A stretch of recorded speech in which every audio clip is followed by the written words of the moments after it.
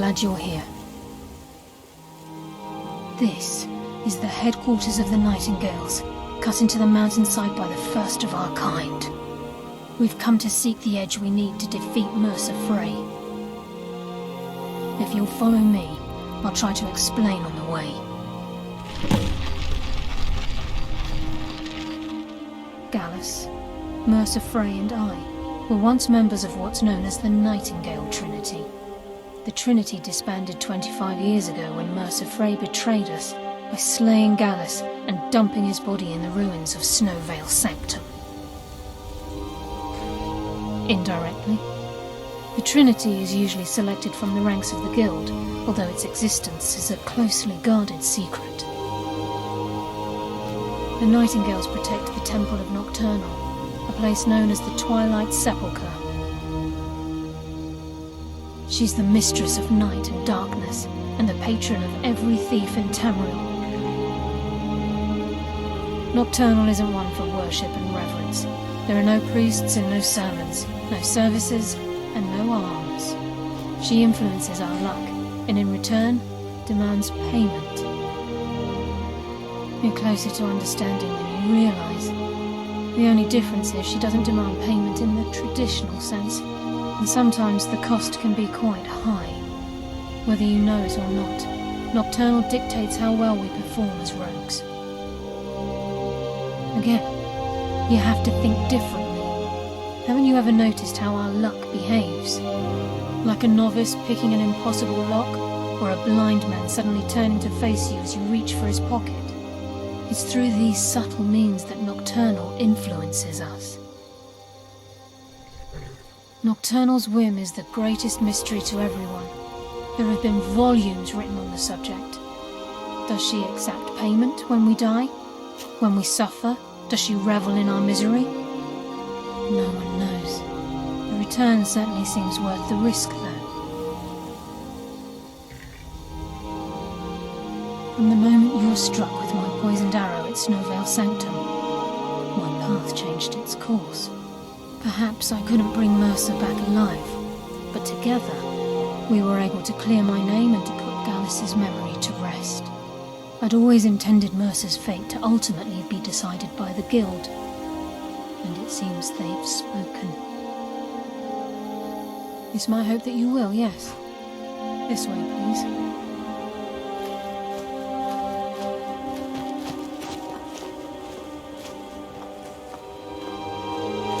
I think we can trust Carlia. Let's see what she's on about.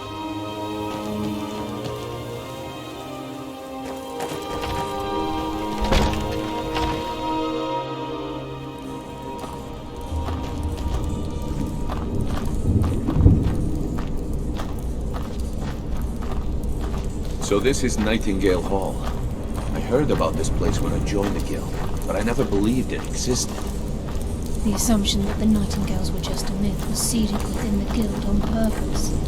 It helped divert attention from our true nature. What's wrong, Brynjolf? I can almost hear your brow furrowing. I'm trying to understand why I'm here, lass. I'm no priest. I'm certainly not religious. Why pick me? This isn't about religion, Brynjolf. It's business.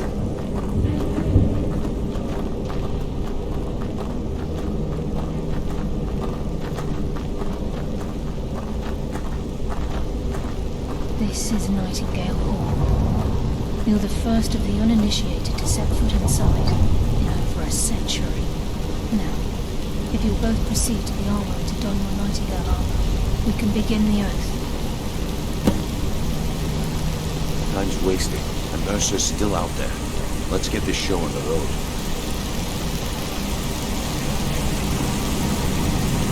You appear hesitant to don your Nightingale armor. What's troubling you?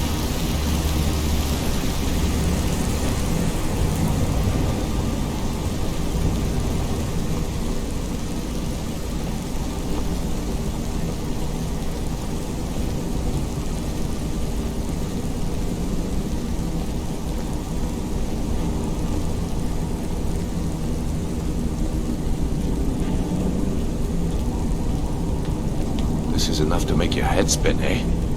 You appear hesitant to don your Nightingale armor. What's troubling you? proceed down the hall to the gate when you're ready.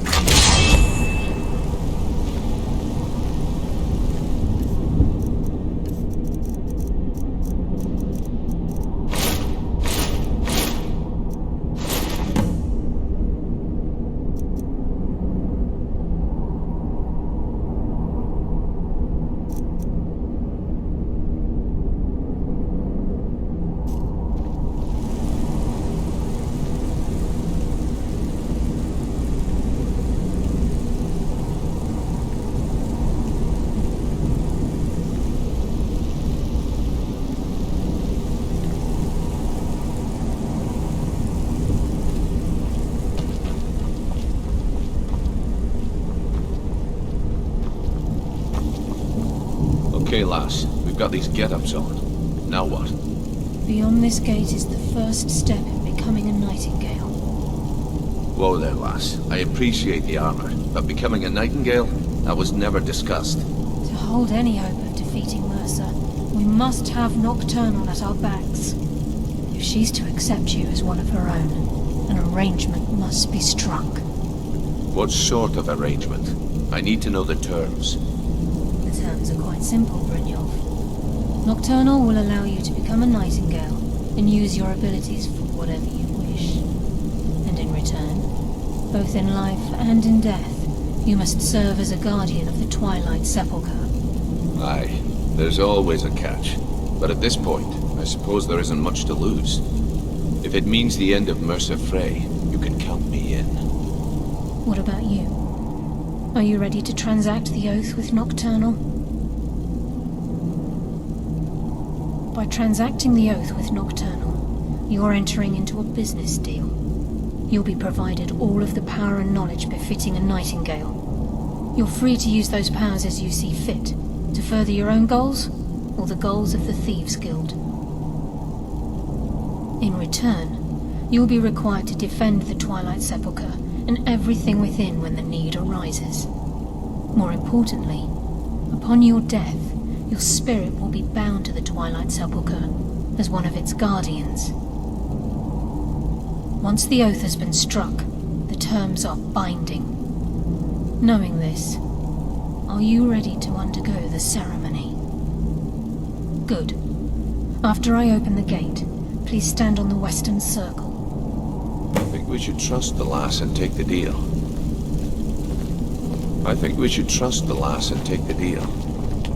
We'll speak when the oath is complete.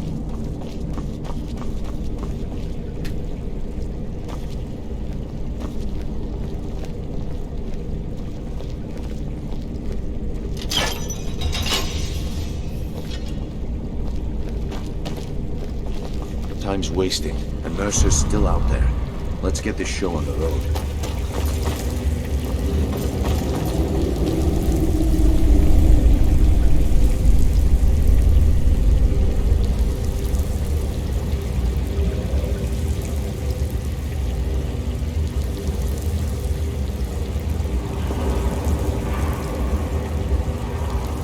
I call upon you, Lady Nocturnal, Queen of Murk and Empress of Shadow. Hear my voice. Ah, Carlia. I was wondering when I'd hear from you again. Lose something, did we? My lady, I've come before you to throw myself upon your mercy and to accept responsibility for my failure. You're already mine, Carlia. Your terms were struck long ago. What could you possibly offer me now? I have two others that wish to transact the oath, to serve you both in life and in death. You surprise me, Carlia. This offer is definitely weighted in my favor. My appetite for Mercer's demise exceeds my craving for wealth and grace. Revenge. How interesting. Very well. The conditions are acceptable. You may proceed. Lady Nocturnal, we accept your terms. We dedicate ourselves to you as both your avengers and your sentinels.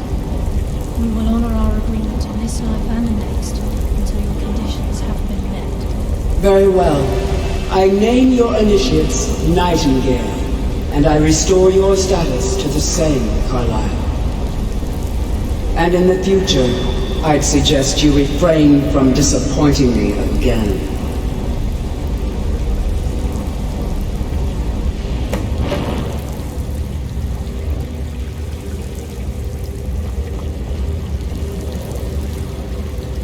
Now that you've transacted the oath, it's time to reveal the final piece of the puzzle to you. Mercer's true crime. Mercer was able to unlock the Guild's vault without 2 keys because of what he stole from the Twilight Sepulchre, the skeleton key. By doing this, he's compromised our ties to Nocturnal, and in essence, caused our luck to run dry. Well, yes, but the key isn't only restricted to physical barriers. All of us possess untapped abilities, the potential to wield great power securely sealed within our minds. Once you realize the key can access these traits, potential becomes limitless.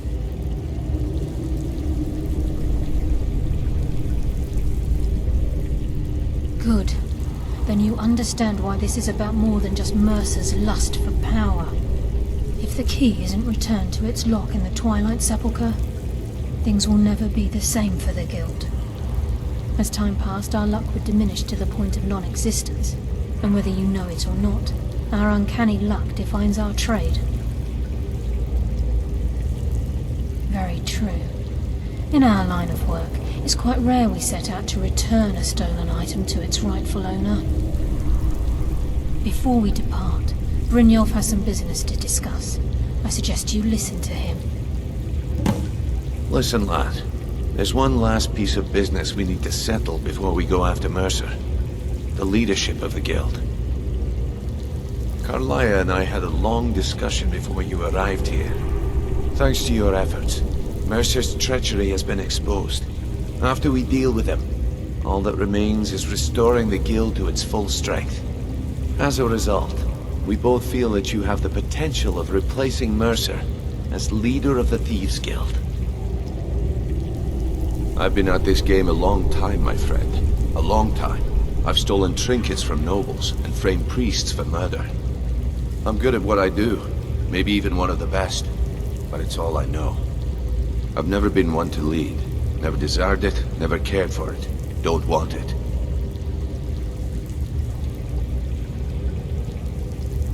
Ha! Spoken like the leader of the Thieves Guild. Just don't lose yourself in the role.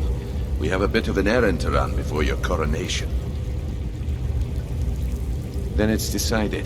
When this is all over and Delvin's contacts assure me that we've regained our footing in Skyrim, we'll handle the details. Until then, we have quite the task ahead.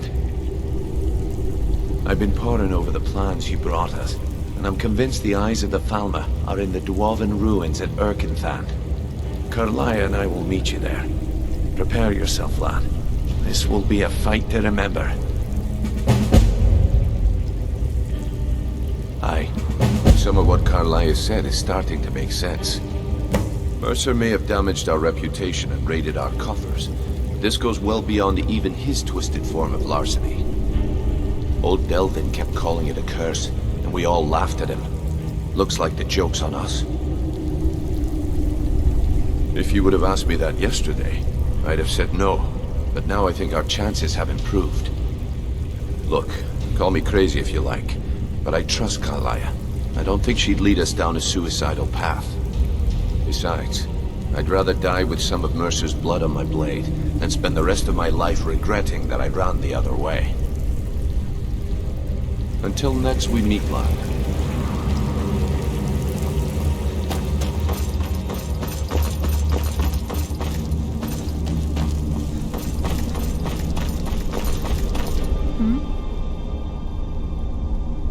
With the skeleton key missing from the Twilight Sepulchre, I'm afraid Mercer's seen to it that none of us can benefit from Nocturnal's gifts.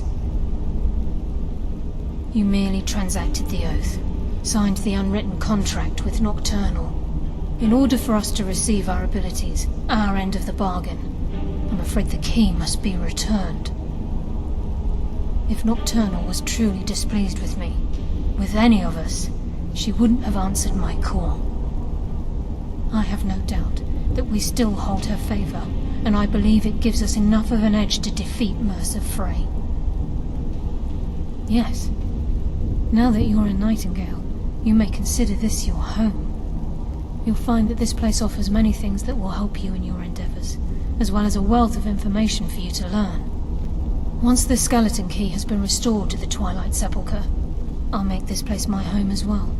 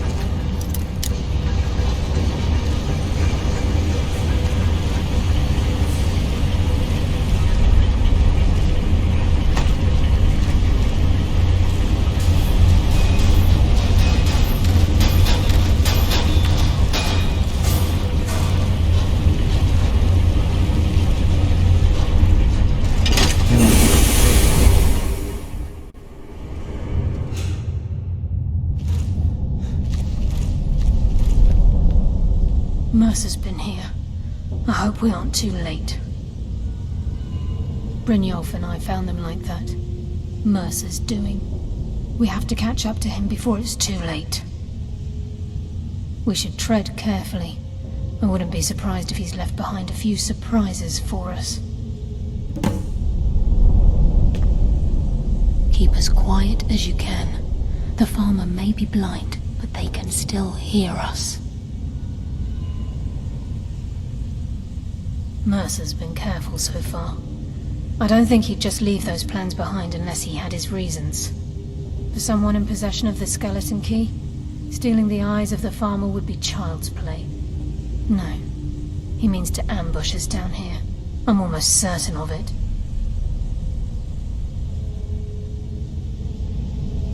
I just assumed die before I'd let Mercer get those gems.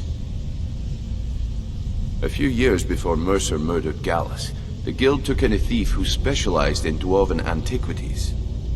The thief had broken into a nobleman's home somewhere in Windhelm and made off with a small figurine of a snow elf with crystalline eyes. Aye, that's what the Falmer were known as long ago, before they became the blind monstrosities they are today. When Gallus took one look at the statue, he knew it was something special. He took it right up to Enther at the College of Winterhold. Didn't take long for Enther to find a book in the college's library that told of Urkenthand and a great statue with gemmed eyes within. Not just ordinary gems. They're said to be flawlessly cut and as big as a man's head. Can you imagine how much they're worth? Gallus and Mercer spent the better part of a month infiltrating Urkenthand, but the dwarves had protected the place far too well. There were just too many obstacles blocking the way. The plans were shelved, and the rest is history. The lass seems to think old Mercer is pulling a fast one on us, leading us here and letting the dwarven constructs wear us down. I've learned to trust her lead at this point. After all, we Nightingales need to stick together, eh? Until next we meet, lad.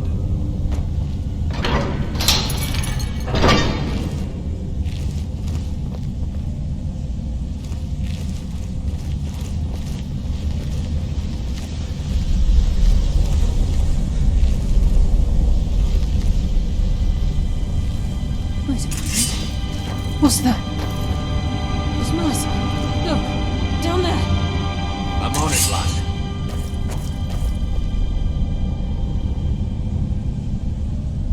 Damn it, there's no way through.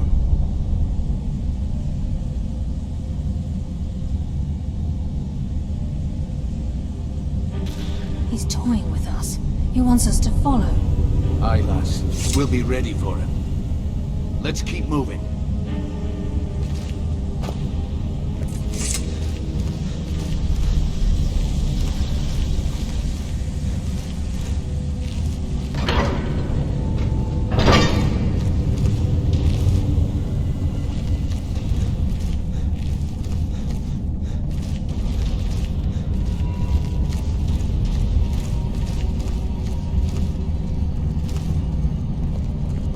Of this place. Have you ever seen anything like it in your life, lass? Can't say that I have. Imagine the riches hidden within these walls.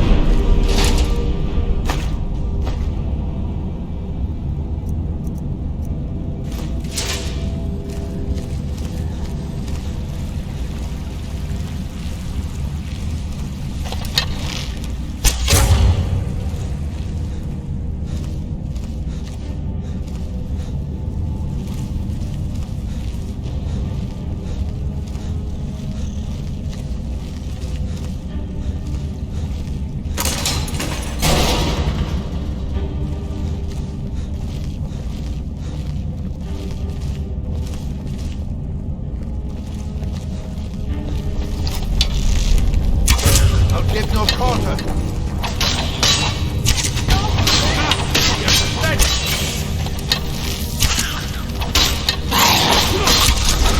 What was that?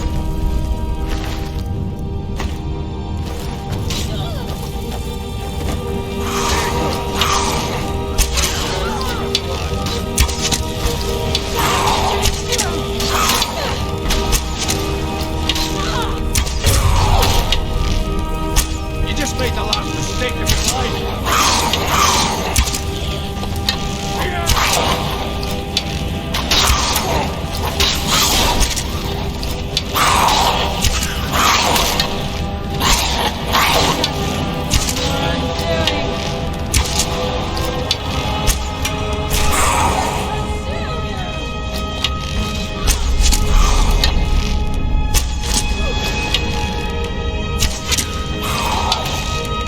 You just made the last mistake of your life.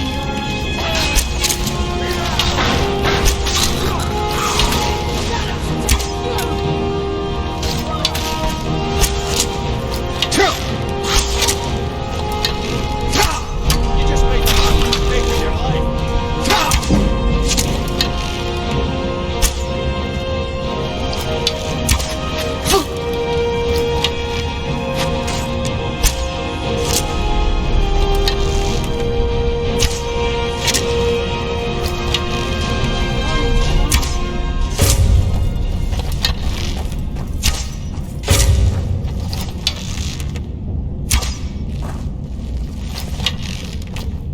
Come on, show yourself. I sent you to your rest.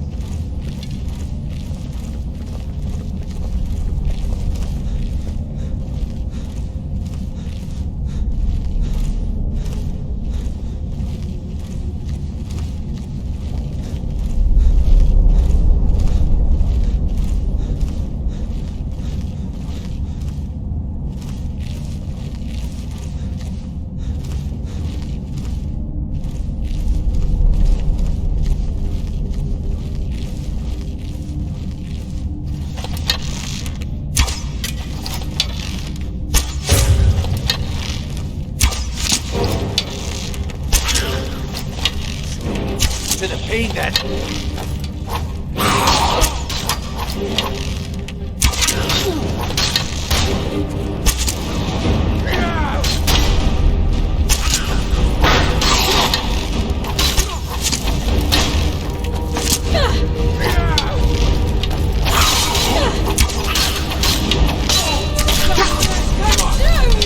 What it takes. I sent you to your rest. Warmed up.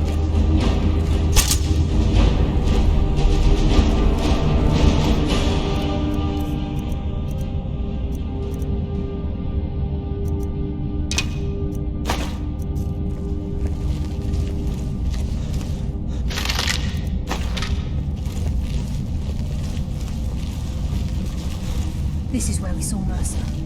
We must be getting close. I can't wait to get my hands around that bastard's neck.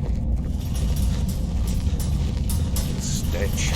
This place reeks of Falmer. This must be their hide. We'll have to keep silent if we want to avoid drawing their attention.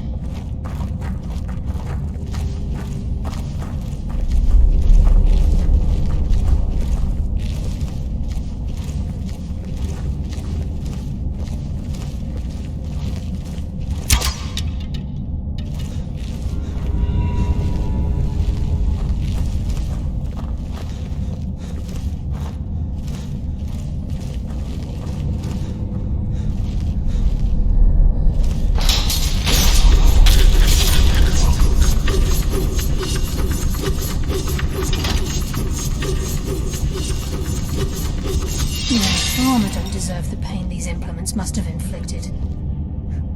The dwarves were a cruel race.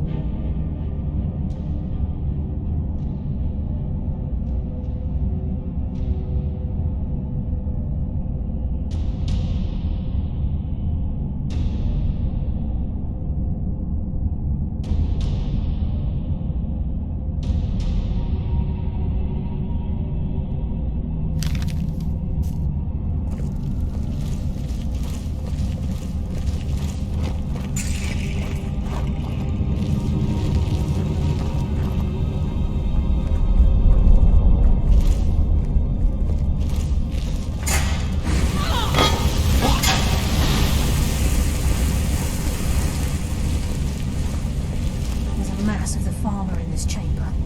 We can sneak through or take them down. I don't care. As long as we get to Mercer. Aye. Whatever you want to do, we're with you.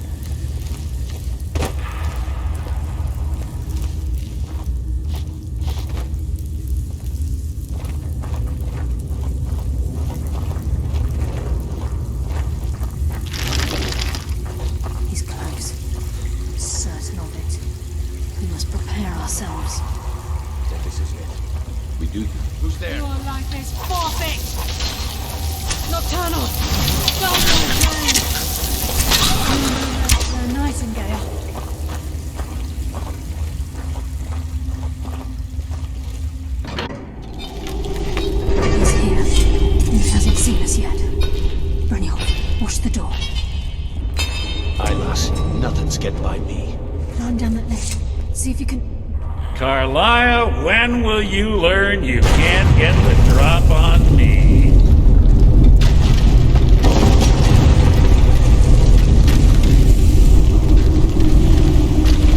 When Brynjolf brought you before me, I could feel a sudden shift in the wind. And at that moment, I knew it would end with one of us at the end of a blade. What's Carlia been filling your head with? Tales of thieves with honor? Oaths ripe with falsehoods and broken promises? Nocturnal doesn't care about you, the key, or anything having to do with the guild.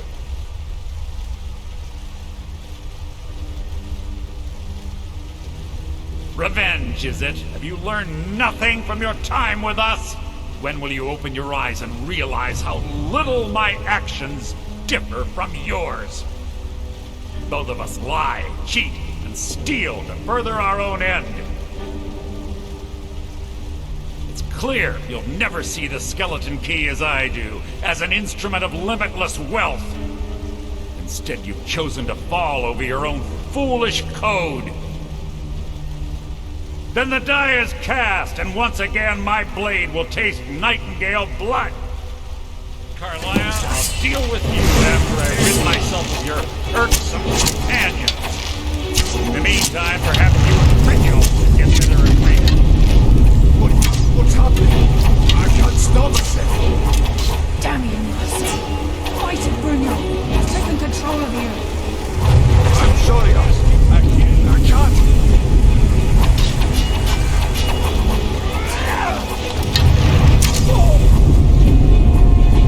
That's the best you can do.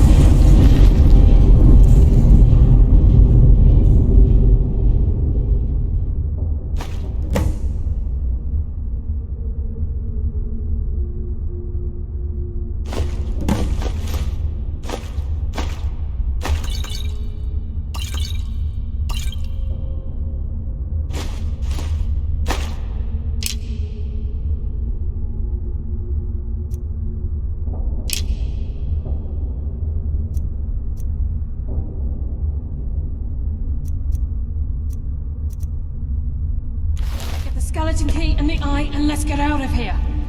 No luck there, lass. Something must be going on the other side of the door because it isn't moving. We have to find another way out of here before the place fills with water.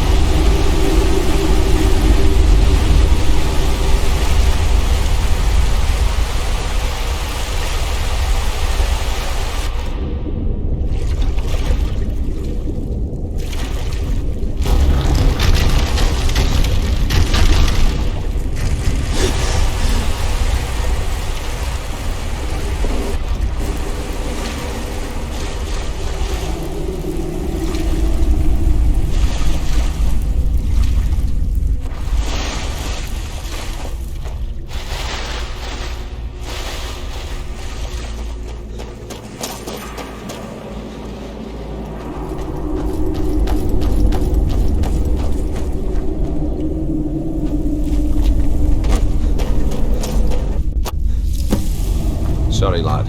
I've got important things to do. We'll speak another time.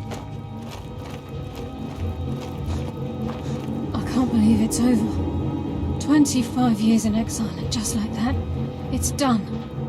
All that remains is to ensure the safe return of the skeleton key. I'm afraid it's not that simple. When the skeleton key was stolen from the Twilight Sepulchre, our access to the inner sanctum was removed. The only way to bring it back will be through the Pilgrim's Path. It wasn't created for the Nightingales. It was created to test those who wish to serve Nocturnal in other ways. As a consequence, I have no knowledge of what you'll be facing. Brynjolf is needed back at the Thieves' Guild to keep order while you're away. And I can't bear to face Nocturnal after my failure to protect the key. I'm afraid you'll have to face the end of your journey alone. Take this with you. I'm not certain if it will help within the walls of the Sepulchre, but I certainly don't need it as much as you. I've had this bow almost my entire life, and it's never let me down.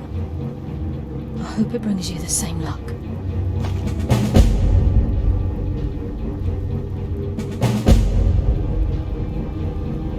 I've been a Nightingale for a very long time. I sold my allegiance to Nocturnal in exchange for many profitable years of thieving. Falling in love with Gallus was wrong. It was a distraction that allowed the Sepulchre to be desecrated, and it likely cost him his life. Until the key is returned, I will never set foot inside that place again.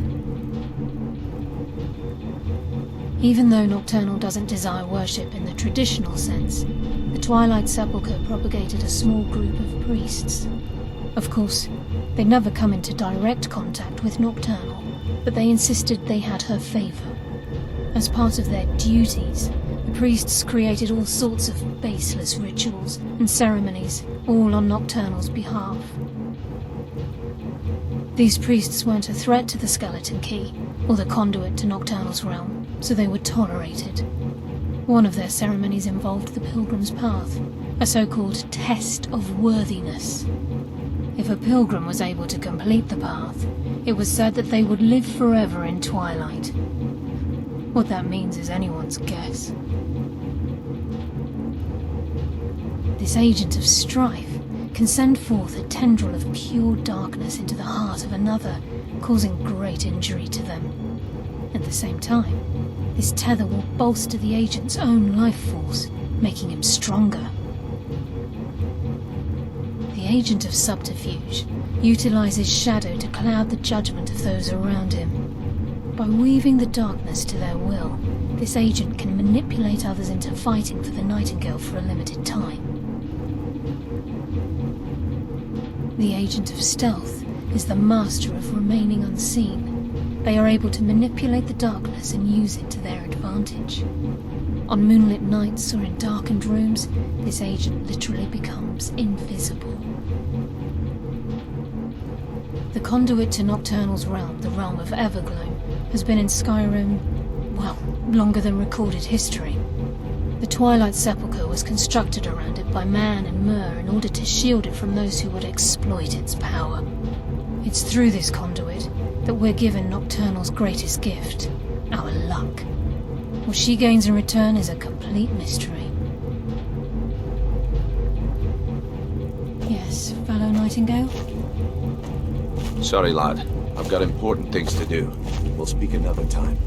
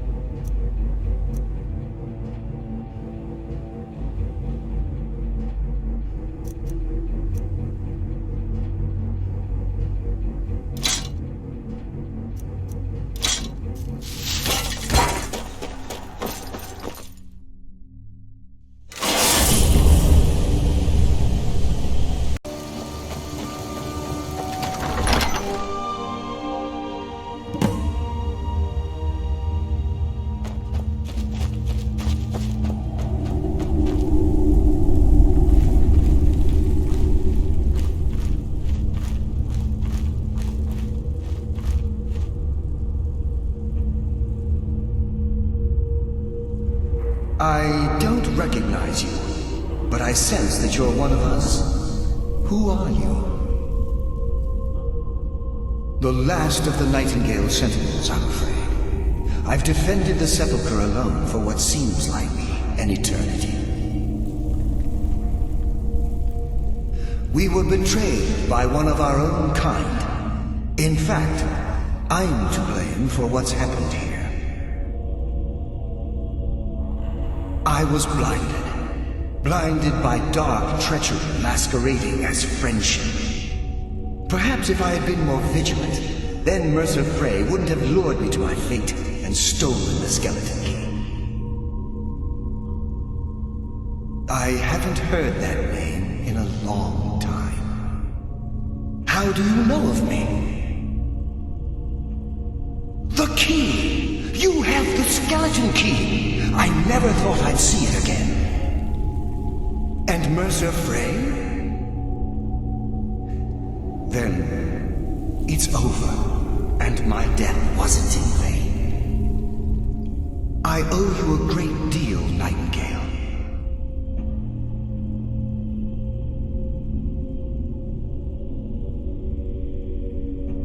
You've done the Guild a great deed, and although they may not show it, I'm certain they appreciate your sacrifices. My only regret is that you had to undertake this task alone. Carlia? She's still alive? I feared she'd befallen the same fate, ending up a victim of Mercer's betrayal.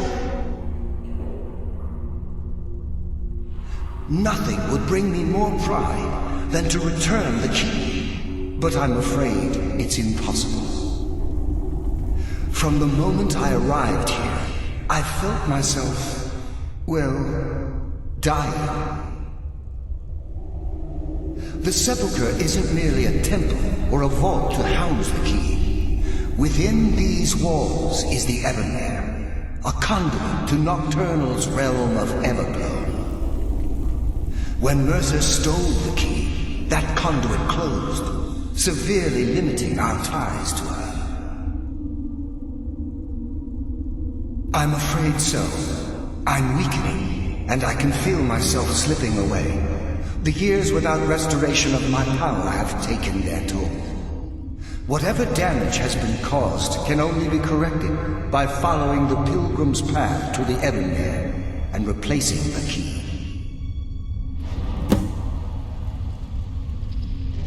The Ebonmere is a conduit through which Nocturnal influences our world. Not through magic or blessings, but purely through luck. Yes, absolutely. Your skill is your own. Don't let anyone ever tell you otherwise. But Nocturnal, she influences our luck. Nearly imperceptible assistance we get when we ply our trade. Think about the guild, about the state it was in when you began. Think about all the little things you might have heard. A pick breaking when it shouldn't have. The clouds in the nighttime sky clearing at the wrong moment. Our access to those bits of luck are what separates us from common bandits. Precisely. There are a few who still call Nocturnal Lady Luck, and for good reason. Whatever is affecting the Nightingale Sentinels is starting to affect me too. As I get closer to the Ebonmere, I begin to feel myself slipping away. Even right this moment, I feel strange, when I don't think I should be feeling anything at all. With the Ebonmere closed, and their sudden severance from the realm of Everglow, I fear they've undergone a drastic change. They're shadows of their former selves. They no longer remember their true purpose or their original identities. My spirit didn't manifest itself in the sepulchre immediately, so fortunately I wasn't present when the Ebonmere was sealed. However, ever since that day, I've felt my power waning, slowly draining away. I wish I could help you, but I've been a prisoner in this very chamber for the last quarter century. The only possible help I've come across are the remains of some poor fellow who is trying to follow in your footsteps. Perhaps his journal can help? Good luck, Nightingale.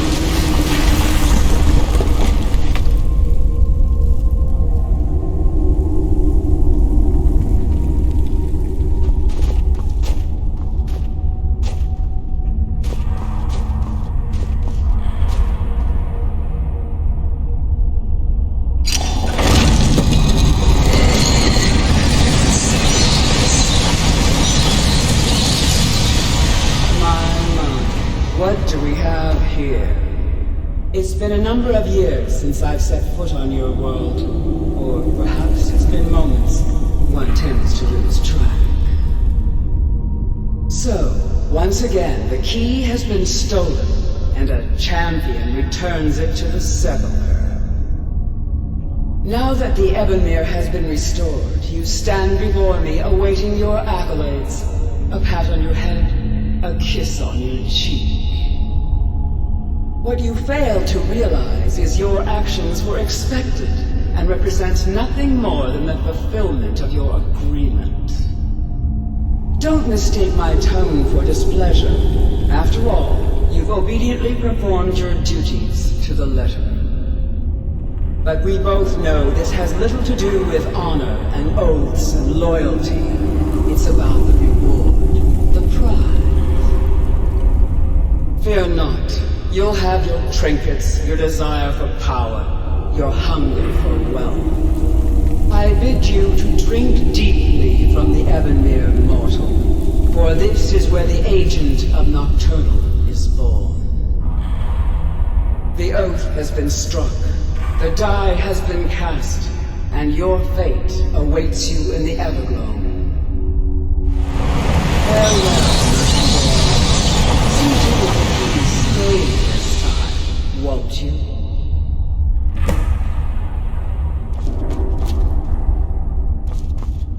I'm glad you were able to bring the key back safely.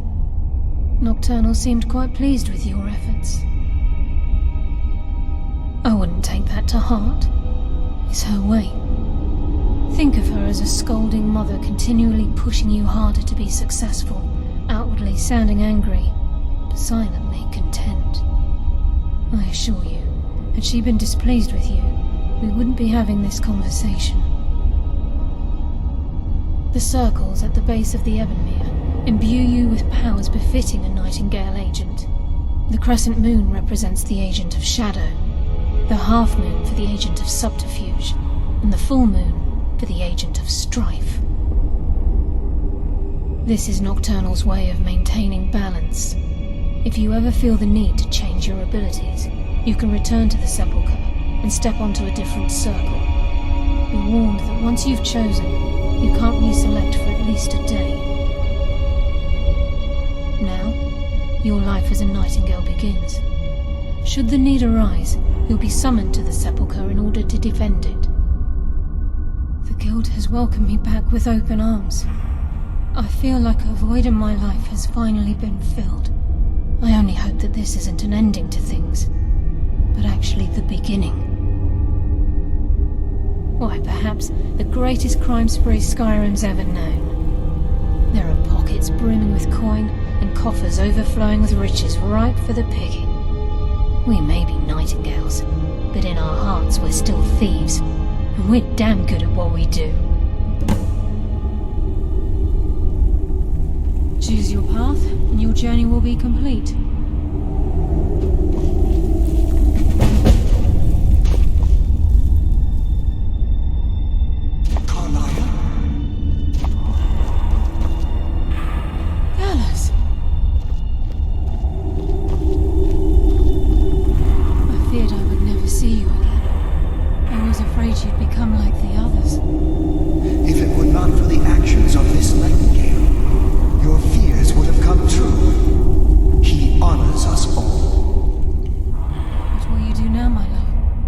Nocturnal calls me to the Everglow.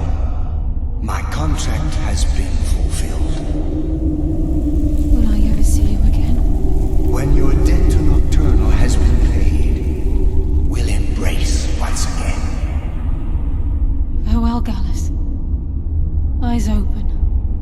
Walk with the shadows. Goodbye, Carlyle.